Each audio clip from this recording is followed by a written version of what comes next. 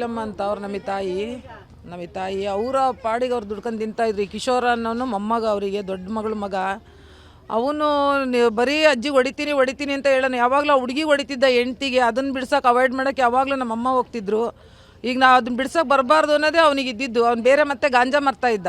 ಆ ಗಾಂಜಾ ಮಾರೋದನ್ನು ಈ ನಮ್ಮನೆ ತಕ ಹೆಣ್ಮಕ್ಳು ಇರ್ತಾರೆ, ಬರಬಾರ್ದು ಗಾಂಜಾ ಮಾರಕ್ಕೆ ಬಿಡಬಾರ್ದು ಅಂತ ಹೇಳಿದ್ದು. ಆ ಗಾಂಜಾದಿಂದ ನನಗೆ ಮಾರ್ತಾನಲ್ಲ ಅನ್ನೋ ಒಂದು ಸಿಟ್ಟಿಡ್ಕೊಂಡೆ ಇವ್ನು ಬೇಕಂತ ಹಿಂದೆ ಫಾಲೋ ಮಾಡ್ಕೊಂಡೋಗಿ ಸಾಯಿಸಿರೋದು. ಗಲಾಟೆ ಅಂತ ಇಲ್ಲ, ಈ ಗಾಂಜದ್ದೇ ಗಲಾಟೆ. ನಮ್ಮ ಮನೇಲಿ ಮಾರಬಾರ್ದು ಅಂತ ನಮ್ಮ ತಾಯಿ 7-8 ಸಲ ಪೊಲೀಸ್ನವ್ರಿಗೆ ಹಿಡ್ಕೊಡ್ತು. ಅವ್ರೇನು ಅವಾಗ ಏನು ಕೇರ್ ಮಾಡಲಿಲ್ಲ. ಇವಾಗ ಸಿಗಾಕಂತಾರಲ್ಲ, ಇವಾಗ ಹಿಡ್ದಾಕಿದ್ದಾರೆ. ಒಂದು ಸಲ ಸಿಗಾಕೊಂಡಾಗ ಏನು ಹಿಡ್ದಾಕಿಲ್ಲ, ಈಗ 2ನೇ ಸಲ ಸಿಕ್ಕೊಂಡಾಗ ಹಿಡ್ದಾಕಿದ್ದಾರೆ ಅವರು. ಮನೇಲಿ ಇರಲಿಲ್ಲ ಸರ್, ಅದೆಲ್ಲ ಮೀನು ಹಿಡಿಯೋಕೋದ ಬಂದ. ನಮ್ಮಮ್ಮ ಮನೇಲಿದ್ರು, ನಮ್ಮನೆ ಕಡೆ ಬಂದರು. ನಮ್ಮನೆ ಹತ್ರನೇ ಬಂದಿದ್ದ ಅವ್ನು ಗಲಾಟೆಗೆ. ಅಲ್ಲಿಂದ ಬಂದು ನೀನು ಸಾಯಿಸ್ತೀನಿ ಇವತ್ತು ಎಷ್ಟೊತ್ತಿದ್ರು ಅಂತ ಹೇಳೋದ. ಸಾಯಿಸೋ ನೋಡೋಣ ಅನ್ಕೊಂಡು ನಮ್ಮಮ್ಮ ಎದ್ದು ನಿಂತ್ಕೊಂತು ಕುತ್ಕೆ ತಿರುಗಿಸ್ಬಿಡ್ತೀನಿ ಇವಾಗ ಅಂದ. ಅಷ್ಟೊತ್ತಿಗೆ ನಾವೆಲ್ಲ ಜೋರು ಮಾಡ್ತಿದ್ವ. ನಮ್ಮ ಕಡೆ ಅವ್ನು ಮಾತಾಡ್ತಾ ಇದ್ದ. ನಮ್ಮಮ್ಮ ಎದ್ದೋಗಿರೋದು ನಾವು ನೋಡೇ ಇಲ್ಲ. ಅವ್ರ ಪಾಡಿಗೆ ಅವ್ರ ಎದ್ದಲ್ಲಿ ಮಸೀದಿ ತನಕ ನಡ್ಕೊಂಡು ಹೋಗಿರೋ ಸ್ಟೇಷನಿಗೆ ಹೋಗ್ಬೇಕಂತ. ಅವನು ಗಾಡಿ ಒಳಗೆ ಹೋಗಿದ್ದಾನೆ, ನಮಗೆ ಗೊತ್ತಿಲ್ಲ. ಅಲ್ಲೇ ಕಲ್ಲೆತ್ತಾಕ್ಬಿಟ್ಟಿದ್ದಾನೆ. ಗಾಡೀಲಿ ಗುದ್ದಿದ್ದಾನೆ, ಮಕ್ಕಡೆ ಬಿದ್ದಿದ್ದಾರೆ. ಅವ್ರು ಬಿದ್ದ ತಕ್ಷಣ ಕಲ್ಲೆತ್ತಾಕಿದ್ದಾನೆ. ಅಮ್ಮ ಕಂಪ್ಲೇಂಟ್ ಕೊಡೋಕ್ಕೆ ಹೋಗ್ತಾ ಇದ್ದಿತ್ತು.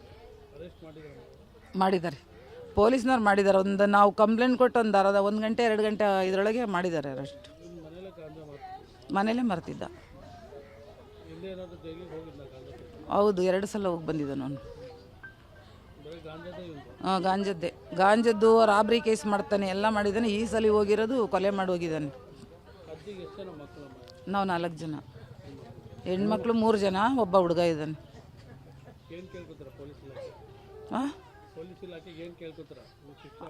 ಅವನಿಗೆ ಶಿಕ್ಷೆ ಆಗಬೇಕು, ಚೆನ್ನಾಗಾಗಬೇಕು. ನಾವು ಆಗ ಚಿಕ್ಕಮ್ಮ ಆಗಿರ್ಬೋದು, ಅಕ್ಕ ಆಗಿರ್ಬೋದು, ತಂಗಿ ಆಗಿರ್ಬೋದು, ನಾವು ಯಾವತ್ತೂ ಅವನಿಗೆ ಇದು ಮಾಡ್ಕೊಳ್ಳಲ್ಲ.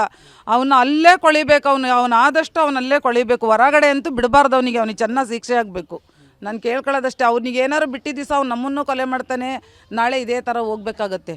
ಅವನೇನಾರು ಹೊರಗಡೆ ಬಂದ ಅಂದರೆ ಅವ್ನು ಮಾಡಿರೋ ಕೆಲಸ 2 ತಿಂಗಳು ಜೈಲಾದ್ರೂ ಪರವಾಗಿಲ್ಲ, ನಾವು ಸಾಯಿಸೋರೆ ಅವನನ್ನು ಬದುಕೋಕ್ಕಂತೂ ನಾನು ಬಿಡಲ್ಲ. ಮೊಮ್ಮಗನೇ, ಸ್ವಂತ ಮೊಮ್ಮಗನೇ, ಎತ್ತಾಡಿಸಿ ಬೆಳೆಸಿರೋ ಮೊಮ್ಮಗನೇ ಸಾಯಿಸಿರೋದು ಇವತ್ತು. ಅಜ್ಜಿದೇನೂ ಇದಿರಲ್ಲ ಅಂಥದ್ದು. ಅವ್ರ ಹೆಂಡ್ತಿನ ಕಾಪಾಡೋಕೋಗಿ ನಮ್ಮಮ್ಮ ಜೀವ ಕಳ್ಕೊಂಡ್ಲು ಇವತ್ತು. ನನ್ನ ಹೆಸರು ಧನಲಕ್ಷ್ಮಿ. ಹಗಲೆಲ್ಲ ಇದ್ದಿಲ್ಲ, ನೈಟಿಂದ ಬಂದಿಲ್ಲ. ಬೆಳಗ್ಗೆ ಮತ್ತು ಇಷ್ಟೊತ್ತಿಗೆ ಬಂದಿದ್ದು 5:30 6 ಗಂಟೆಗೆ ಬಂದಿದ್ದವನು. ಬಂದಲ್ಲೂ ಇಲ್ಲ, ಯಾರೋ ಹುಡುಗರು ಕರ್ಕೊಂಡು ಬಂದಿದ್ದ ಮನೇಲಿ ಕರ್ಕೊಂಡು. ನಮ್ಮಮ್ಮ ಇಲ್ಲೇ ನಿಂತ್ಕೊಂಡು ಅಂತ ಇದ್ರು. ನಮ್ಮ ಮನೇಲೆಲ್ಲ ಹುಡುಗರಿಗೆ ಬರಬೇಡಪ್ಪ ನೀನು ಅಂತ ಹೇಳಿದ್ರು.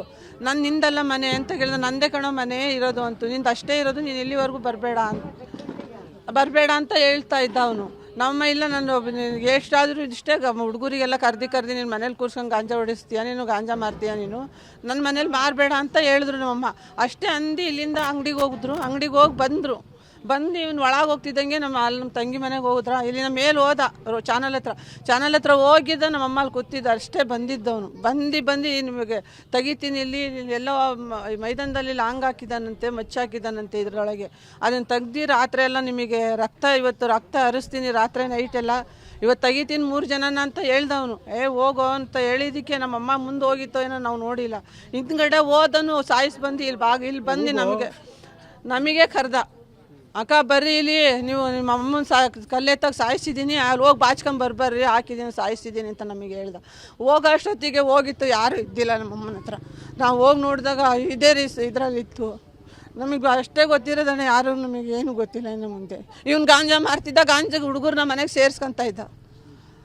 ಮನೆಗೆ ಮಾತ್ರ ತುಂಬ ಹುಡುಗರು ಸೇರಿಸ್ಕೊಂಡು ಗಾಂಜಾ ಮಾರನೇ ಇವನು.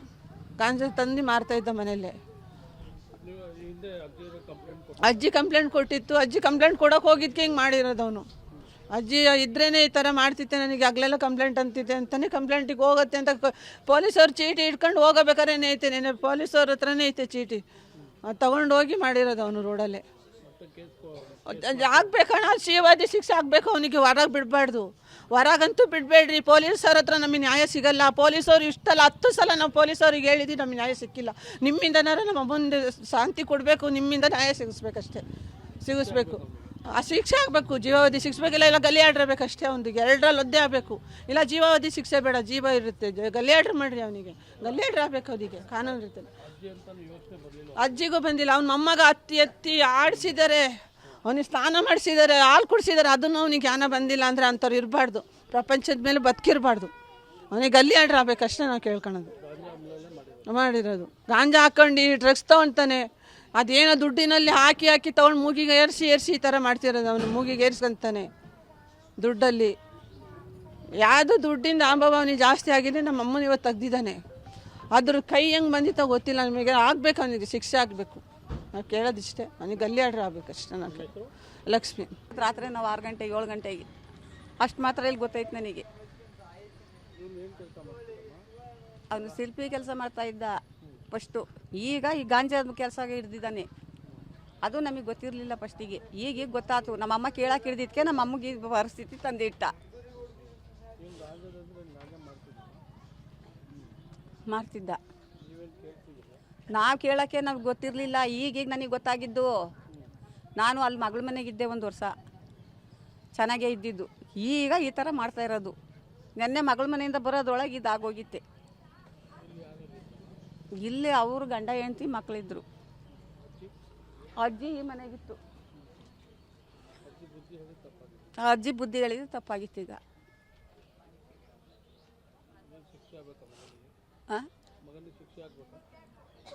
ಹ್ಞೂ ಆಗಬೇಕು. ಅವನಿಗೆ ಗಲ್ಲಿಗೆ ಹಾಕ್ರಿ, ಇಲ್ಲ ಅಂತಂದರೆ ಸಜಾನೆ ಹಾಕ್ರಿ. ಅಷ್ಟು ಮಾಡ್ರಿ.